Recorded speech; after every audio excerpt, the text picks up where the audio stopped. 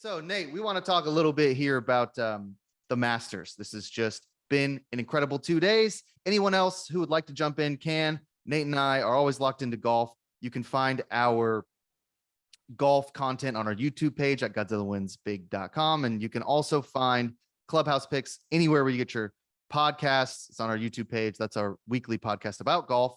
Nate, can you just recap the first 2 rounds of the Masters at Augusta National? What's going on? The big storylines. Okay, so the big storylines are Brooks Koepka's back, right? He's been playing on the Live Tour. He presumably went over there because he was sort of injured and wasn't sure what his playing career would look like moving forward from that injury. And it looks like now he's healthy and he's playing awesome again. This is right now, he's 12 under par. He has a 2-stroke lead. They're on the course right now, still finishing up the second round after the weather delay yesterday when a bunch of trees fell down. But to my eyes, this looks like this looks like vintage Brooks. It looks like the Brooks that won the US Open in 2017, 2018 in dominant fashion, that won the PGA in 2018, 2019 in dominant fashion. This looks like the real deal. I mean, his iron game has been spectacular. Typically when he's playing well, that's a strength. He's been putting unbelievably well. And that had sort of abandoned him as he was dealing with all those knee injuries that he had for the last couple of years. But I mean, a healthy Brooks Koepka is scary, and I think that's the sort of main storyline, not just that Brooks is back and looking dominant again, but also that this is a huge coup for Live Golf, right? All those questions about can these guys be competitive after having played so little competitive golf sort of this year. They've only played 3 tournaments so far this year. I think are being answered because he is playing just out of his mind. Secondary storylines are Jon Rahm is playing excellent. He's on the course right now. He's closed the gap to 2 over from Brooks Koepka, so he's minus 10 under. He's minus 10 right now. He's 3 under on his round on the second round. So he's still got a chance to really make a move for the next few holes to get himself, in a position where he's sort of tied for the lead. The third storyline is Sam Bennett, the amateur, who's sitting in third place solo right now. Won the U.S. Amateur last year. That's how he got into this golf tournament as in an exemption, and he's played every bit as good as the best players in the world, sitting at 8 under in pretty tough conditions, particularly for an amateur. So those are probably the 3 big storylines: are stacked leaderboard and then an amateur just hanging around right there, having some fun on the weekend. And that's a really important and interesting point that Nate makes, is Sam Bennett, the amateur. We see this sometimes in these major championships, especially at the US Open, where amateurs can qualify and play alongside the pros. The Masters, you don't usually see a ton of amateurs out there, but I think Sam Bennett's an amateur champion, so that's why he got the exemption. Mm-hmm. So this is most likely, and I mean, Sam's been playing incredible. I mean, incredible golf. His approach game is right there. His ball striking is terrific. Most of the time, these guys tend to start to falter here when the pressure gets hot on Saturday and Sunday. I sort of expect Sam Bennett to do the same. I don't expect him to drop off completely and all of a sudden be in 40th place. I think a top 5, a top 10 finish is definitely within reach for him, but I don't think that he's going to beat out some of the greatest golfers in the world. So it is an interesting and inspiring story, but it's hard to see Sam Bennett winning. And then, of course, he doesn't get any money if he wins. So imagine being out there on the course. You're an amateur. You're playing in the Masters, the most important major championship, the most watch. Sheriff Clarke talks about ratings all the time. We want to welcome Sheriff Clarke in today. He talks about ratings all the time. The Masters is a ratings boon, although ESPN's coverage has been a little iffy. Not exactly super thrilled with some of the decisions they've been making, as far as every time someone hits a golf shot and then we go to an interview for 4 minutes and then we go back. There's 700 people playing golf and we watch one golf shot every 4 minutes. Then we go to commercial. So I haven't been as huge a fan of ESPN, but a huge ratings boon. Just imagine you're an amateur golfer and you're in third for the Masters. And if you win, or at whatever you place, you don't get to collect that purse, which is upwards of $1 million. $2 million. So is it 3, 2? I think it's 2. $2 million. So yeah, but I mean, if he wins, even though he doesn't collect the money, I mean, doesn't that kind of set him up for the next couple of years? I mean, doesn't that, what happens if he wins then? can he just take a ton of sponsorship money at that Yeah. point, or does he already get that? Yeah, he gets everything. I mean, he gets a Why, tour. why is he an He why gets is like he a an tour amateur? exemption, and he gets, Why you is know, he an amateur? because he's still in college. Yeah, he's just a kid. Oh, because so you're in college. That's right. So And- but he and can when you still take win- NIL money, right? Yeah, and when you get it, when you accept a master's invite as an amateur, the condition is you have to stay an amateur when you play it. You can't like Right. turn pro like when you go there. Right. I tell you, one day we got to have a rant on this NIL thing. I mean, I'm right in the middle of it now. It's some crazy stuff. But go ahead, guys. Who are you guys going to bet? Like, I got DraftKings now. I'm looking at John Ram plus 125, Brooks Kopka. I'm sorry, I don't want to say his Polish name wrong. Kepka plus 165. Then you got a major drop off. Then you go to Colin Morikawa plus 14-1, and then John Spaeth 18-1. Cameron Young now he went to 12-1. So like, who do you guys, Nate, Jack? I mean, you guys follow this every day. Rams ahead. I mean, 125 that's not much odds to win because you got two more days. Well, so this is why we do the clubhouse picks on a Tuesday, because you get the best odds before the tournament starts. Once the tournament starts, all of a sudden, some of these guys who emerge as the leaders in the field, their odds start to stink. Like, for instance, Brooks Koepka, who I was all over and then got scared and backed off of.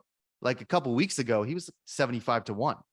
And then he climbed up to 40-1, 35-1, because he won a tournament and Live kind of the week before, and he got hammered down to like 35-1. So I mean, even on Wednesday, you could get him at 35-1. Now he's 1-1 basically, plus 125 or something like that. He might. So be what do you minus guys something. do now? I mean, you guys bet golf, right? I don't bet golf, so I can't really comment on it. But I might put money on it today, just if I want to get your picks right now. You look at the leaderboard, like make some picks. Who do you pick? Nate and Jack. Nate, you want to talk about Morikawa at 14-1? I mean, Yeah. You think he still you can get hot? So I've been talking about Morikawa since Thursday. I mean, I bet him at 20-1. He's 14-1 right now. I still think Morikawa could get hot. He's the type of player that can get hot and could really climb the leaderboard pretty quickly. I also don't hate Cameron Young just because he's hitting the ball so well. As good as Jon Rahm is, playing like one of the best players in the world, probably if he's not playing like the best in the world, he's second or third at worst. Or Brooks, who's just an unbelievable front runner in majors. I mean, I think that it's got to be either Cameron Young or Colin Morikawa would be the ones that I'd bet on. I mean, why do you think Ram is going to fold here? I don't think he's going to fold. I just can't I can't justify Lane plus 125 with 2 rounds to go. Basically, Right. 2.5 rounds to go. I mean, they Right, still 2.5. haven't finished. They still haven't finished the second round. They're playing that right now as we speak, which is why the odds are sort of fluctuating so quickly. I just can't. I mean, I can't buy into a plus 165 or plus 125. I mean, we see weird stuff happen at Augusta all the time. I remember the year that Jordan Spieth blew a 5-shot lead on the back 9. I can remember Greg Norman blowing a 7-shot lead. Oh, was that was one of the biggest Masters. meltdowns ever, right? Yeah, Brooks melted in this tournament when Tiger lost. Brooks threw this tournament away. So, it's a golf tournament that doesn't always lend itself well to guys with huge leads. It can be kind of hard to keep both hands on the steering wheel. So, well, there's that perspective. Yeah, Ahead, in talking about this leaderboard, I'm looking at it now. There's a number of names up here of people who can win this tournament. They call Saturday moving day when it comes to the Masters, and that's because you'll see this fluctuation. And it's all based on pin placement. So the organizers of the Masters, they know how to keep this thing tight. On the first day, it looked like Koepka was going to run away with it. You guys mentioned Jon Rahm. I'm looking at the leaderboard. I'm still seeing names like Jordan Spieth. Phil Mickelson is still in the hunt. You look at Rose, you look at Lee. Reed's falling a little bit, Patrick Reed, but they obviously, with it being called moving day, we'll know more after today. I don't think the pin placement is going to be as such that it's going to allow anybody to run away with this thing. So you're going to have to play good golf. You're going to have to keep the ball in play. Did any of you guys put a bet on Tiger to miss or make the cut? I didn't. The miss either. make the cut stuff is so annoying because Not for Tiger, it's not. That's about all he's going to be able to do. yeah, but again, the odds stink. That's his Like, only action. Right. But it's always guys like Tiger, it's going to be like minus 200 to make the cut. And then you don't want to fade Tiger. I mean, I don't like fading anybody. I faded Morikawa once to miss the cut and he was like leading by Friday. So I'm not doing that again. So those are difficult ones to nail, but you're right. I mean, there's a lot of guys up here. I mean, Spieth at plus 1800. I still like Sam Burns. He's been streaky, but he's a really good ball striker and the weather is going to start to stink. And when the weather gets bad, guys like Sam Burns, he's plus 3,500 right now, and he's plus 360 to finish in the top 5. He's one of the best ball strikers in golf right now. And when the weather gets bad and the wind starts blowing, you need guys who can hit the ball solid so that they can guide it to where they want it to go, which makes it harder for guys who don't hit the ball well or focus more off the tee stuff to really succeed. So I still kind of like Sam Burns. I mean, you mentioned Justin Rose, a little bit older, but he's been playing well. I mean, Gary Woodland, I don't know if Gary Woodland has it in him, but he certainly acts like he does. He's like still plus 2,000. So that's good money. There's a lot of guys you could probably take right now, but I would still probably stick with Sam Burns because the odds are about the same from Thursday. I don't know. Any thought to Scotty, Nate, at plus 8,000? Scotty's the best golfer in the world. Scotty's so strange because he's doing, when we previewed this on Clubhouse Picks, the podcast, we were talking about how Scotty was probably our favorite of these sort of like top 3, like upper echelon golfers. And he did exactly what we thought he would do. It was, we were like, we like Scotty because he's the best sort of tee to green, his best ball striker in the field. He's leading in tee to green stats. He's also the worst putter in this field by like a decent margin. So, and he's still, kind of fringy, like hanging around the top 20. I think that it's not unreasonable for him to just sort of like not putt like a complete train wreck and, sneak into the top 10 at plus 175. I don't hate that bet. To think that he's going to win at 80 to 1, I don't think so. I think a story here as well is how Rory McIlroy wet the bed again at the Masters. A lot of pressure for him. Yeah, trying to complete the career Grand Slam.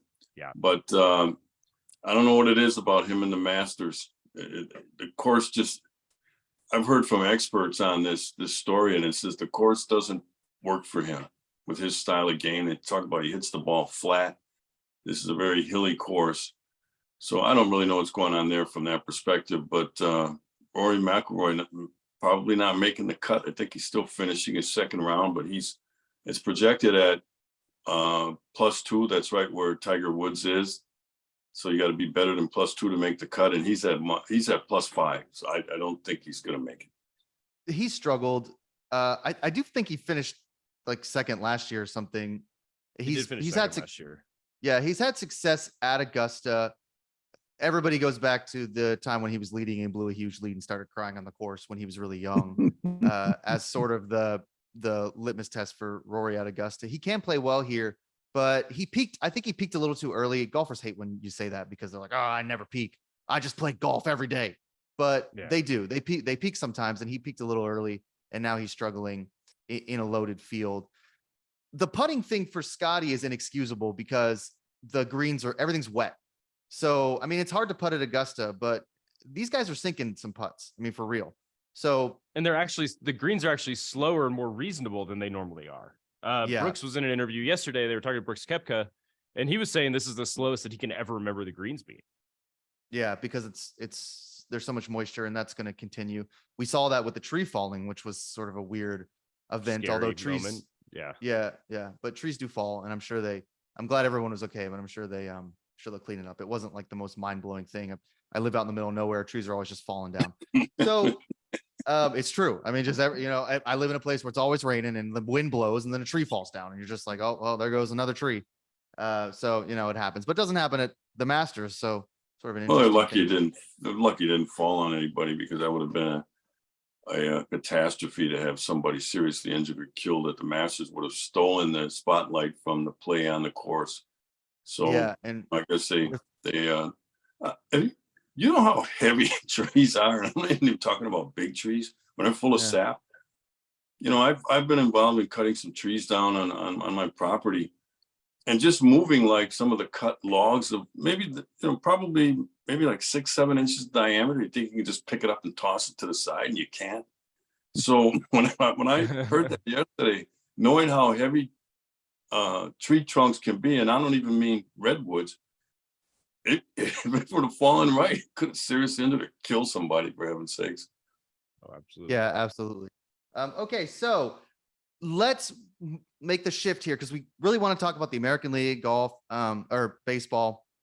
Sheriff Clarke's got his Cub stuff on today. Well, wait So- a minute. Did you guys give me your pick right now to win the tournament? I mean, I'm trying to figure out who am I going to bet here. I And mean, I'm if not you'd stop getting up, you might like be able to follow along. I here. So, gotta get a cup of coffee. I just got back from Pittsburgh 2 weeks. I'm late and I gotta get a cup of coffee. And yeah. Okay. Thanks. Bet Sam Burns at plus 3,500 or Colin Morikawa at plus 1,400. Those are your two bets. Get a notepad out, write it down, stop getting up and getting more coffee in the middle of the show. Okay, Dad, why don't you tell us about targettrading.co since you're locked in now? I was super locked in with targettrading.co. You know what I love about Patrick Assalone? He runs a leaderboard. See, I run a leaderboard. When you get my picks up on Godzilla Wins, unlike the millennials, right, that are on the show today, and I love them to death, but they drive me nuts. Unlike the millennials who will not tell you what their record is. See, I put my picks up and I tell you baseball on 1-0, NCAA tournament against the spread 16-8, had a great run, right? I put my record up. Thing I love about Patrick Assalone and targettrading.co is they have a leaderboard. They tell you every day, every week, and every month, and through the year, winners and losers in far of their students trading, how many wins they had and how many losses they had. That is accountability. And that means that if you go to targettrading.co and you get involved with them, you go through the training like about 100 of our students have from the, radio and TV, and they get involved in that. Here's what you're able to see, okay? These are the students that have played that have, how many have winning plays and losing plays. And his record has been phenomenal. So that's why I love his level of accountability. Everybody that's been on his training has been raving about it, including Ann, my wife, who thinks it's the best thing ever. Go to targettrading.co, targettrading.co, put in Godzilla, you're going to get 15% off tuition. Great hedge against inflation. You can do it at your own pace. You can put as many hours as you want or don't. There's no brick and mortar. There's minimal investment in getting in. Tuition is reasonable. And Patrick, the fact that tell me how your week was this week. We were 62 wins, 20 losses. Didn't count the break evens. I think there were a handful. Yesterday, the market was closed in the morning, even though we had 4 winners in the overnight. So I didn't count that one. So far for the year, we're 1,233 student wins, 371 losses, 77 break evens. A lot of people, John, will say, well, he's just leading them. He's just telling them what to do. No, I'm calling these levels out the day before. I'm the only guy in this business that does it. And then my students are executing at those levels through the method which I have taught them and they have forced themselves to learn. So nobody's giving anything here. People are earning it. Go to Target. We always Go to targettrading.co. And if you do that, all the information is gonna be there, and you get 15% off if you mention me. Starman says, I love Patrick. He's great on Getter. He tells it like it is. Even with his students, he tells it like it is. Jack, I'm sorry. Go ahead. Oh, no, thank you. We want to thank Patrick for sponsoring the show and helping us grow our audience here. So, Patrick, I have to ask though, and I'm getting a little off track. I noticed you finally took your Valentine's Day decorations down. Time for Easter, but I don't see any Easter decorations. What's with that? Oh, they're coming. The blonde will be decorating this office pretty quickly here. So You had that banner on the back of the couch there that I've been looking at for the last. She's going to surprise me. And you want to know something, Sheriff Clarke? She said, okay, I think it's time to take it down. I said, it's part of the set, baby. You can't do that. And she didn't. So I'm sure Easter's coming pretty soon. Yeah, I noticed that too. I was like, oh, okay. So Valentine's Day is over. It's April. So It's always let's get to- Valentine's Day every day. that's right. Yeah, yeah. Definitely.